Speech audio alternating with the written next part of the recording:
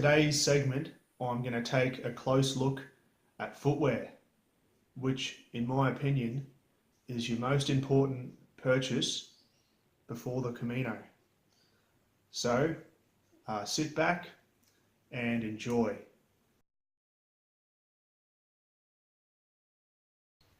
What you're looking at here is the footwear I took with me on my Camino. On the left, you've got some Crocs. In the middle, some hiking boots, and then a range of socks.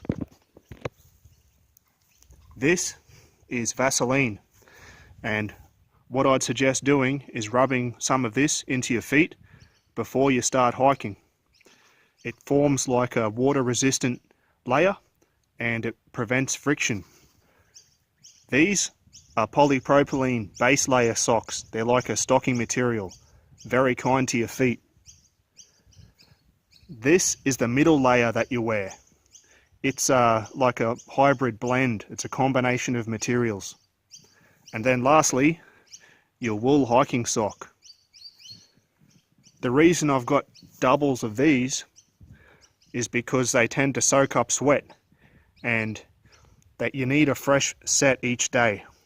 So it's smart to have doubles of these. Whereas these, your wool hiking sock, you can get 2 uses out of that. What I would do at the end of each day hiking is pull out the inner soles like that.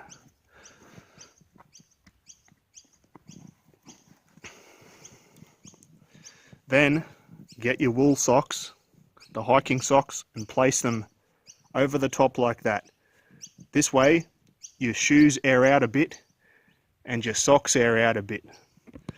So, my morning ritual before I began hiking was sort of to rub this Vaseline in your feet first, and that becomes your first layer. Then, your polypropylene, your base layer sock. Then your middle sock, the hybrid one. And then your hiking sock, the wool one. So as you can see, you've got several different layers there on your foot. And what that does is it disperses the friction that would ordinarily develop if you just had one sock on. So you've got all these layers just subtly moving like this. What you want to do is prevent hot spots from developing. They lead to blisters. So it's a preventative system. The logic behind using this Vaseline is it forms like a protective layer too on your feet. So any type of moisture, sweat or rainwater, it repels it. And that's very good for preventing blisters. You don't want moisture in your socks and in your feet. You want to protect your feet.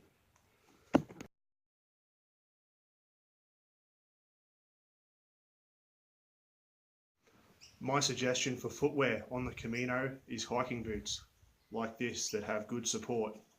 They're heavy duty, the materials in them won't break or wear away easily. You've got great tread and that gives you good traction on uneven surfaces. Good support. They're Gore-Tex so water can't get in easily, and they're designed so when you walk you actually roll a bit.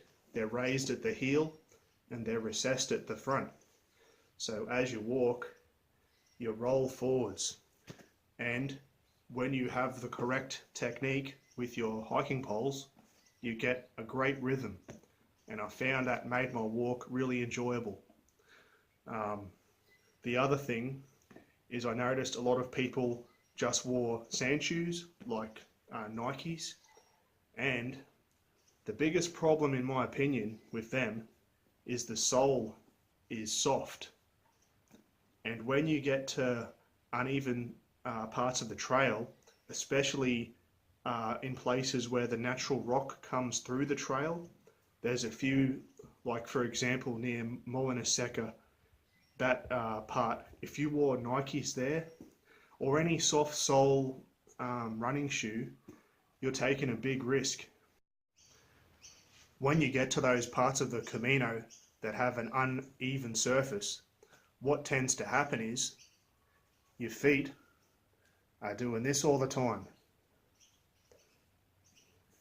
So they're not just walking flat. So if you have an incorrect boot, especially if you have a soft sole and a low cut design, you may get tendonitis or any number of other foot related issues which you're much less likely to get from a boot like that. A boot that has support and a higher cut and a harder sole. So that's one of the primary reasons I chose to get this style of hiking boot. It's made for doing these big treks. You've got to look after your feet. There's an old saying that your feet pay the bills on the Camino. This is an expensive item. There's no two ways about it. But it's the most important item, and it's one of those things like I would call like a buy once item. You could buy a cheap pair of sand shoes, but the chance of them being functional after getting to Santiago or further is unlikely in my opinion. And apart from that, they're not going to do the job like this will. So this pair, it lasted me the whole Camino. It was fine. I didn't need to put them in a tree and get another pair. This is the only thing I needed. So yes, they're expensive. They're a big purchase, but they're the most important one.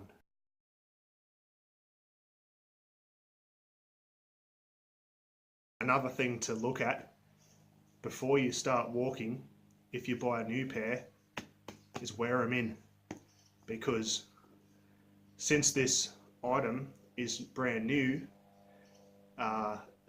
the materials in it are rock hard, and if you put that on your foot at, for example, Saint Jean, and start walking that massive walk to Roncesvalles, you're going to be in a lot of pain if you do it that way. So it's much better to allocate some time at home and just walk somewhere convenient and soften up these materials in the boot. You don't want to have it rock hard and uncomfortable when you start walking.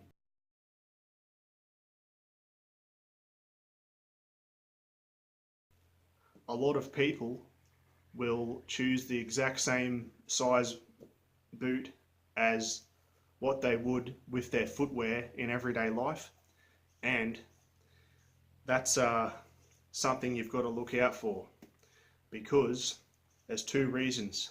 First reason, you're wearing additional socks like I explained earlier, and obviously your feet need a little bit more space because of that. The second reason is because your feet are performing a marathon task. They're doing something which is a call out of the ordinary. Therefore, you can't just press them into a regular size shoe. You have to have it so they have a little bit of space to move. Your feet are doing this all day. These are actually size US 13 Scarpa. They're very good, but I normally wear a size 11.5 US. These are 13 US. So they're much bigger than a regular shoe. If hypothetically I just chose the same size as what I normally wear, an 11.5, I would be in agony, because your feet would be pressed in and your feet would get crushed. So when you choose your boot, choose it in a shop. That would be my advice. Don't just buy it online, and make sure the fitting of it is perfect. I think I spent about 40 minutes or something like that in the local outdoor shop getting the size right, and there were like 3 sizes that were sort of contenders, and this was the biggest one, and I ended up going with it, and it turned out to be the best choice.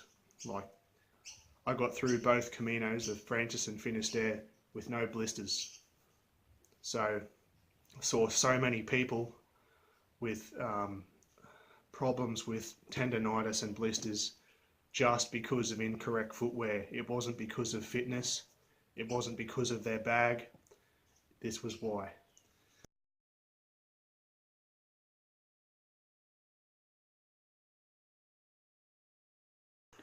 What you can see here is the lacing on my boots, and you'll see on this side I've only gone about halfway, and it's half hitched here. It's got a knot there, and on this side too, and what that does is it maintains a set tension on all of these lower lugs and the lacing here. What that does is your feet aren't pressed in, they can move a little bit. If you don't have that knot there, inevitably over time this lacing tightens and tightens and tightens, and your feet get pressed in like a hamburger. It's better to have this like a chamber effect, so your feet can just move a little bit. And on this side I've gone ahead and laced the remaining parts normally. This is your other footwear item for the Camino, Crocs. And the reason I choose Crocs is because they're lightweight, they can strap onto your pack, they're strong, and what they do is give you a second chance to make it to the next town if, for whatever reason, your main footwear, your boots, aren't suitable. You need some form of footwear for casual use. After you've checked into the albergue, you need something to wear just for strolling around the town and having a beer, that kind of thing. And that's all these are really for.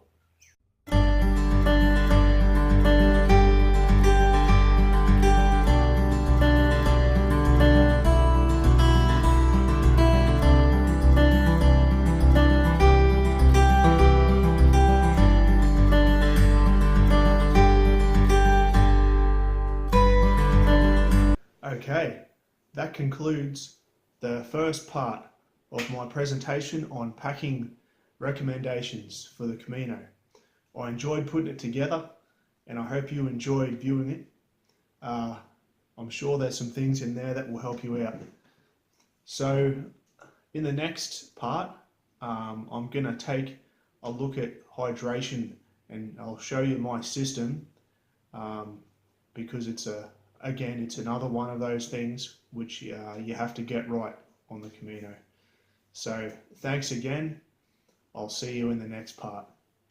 Buen camino.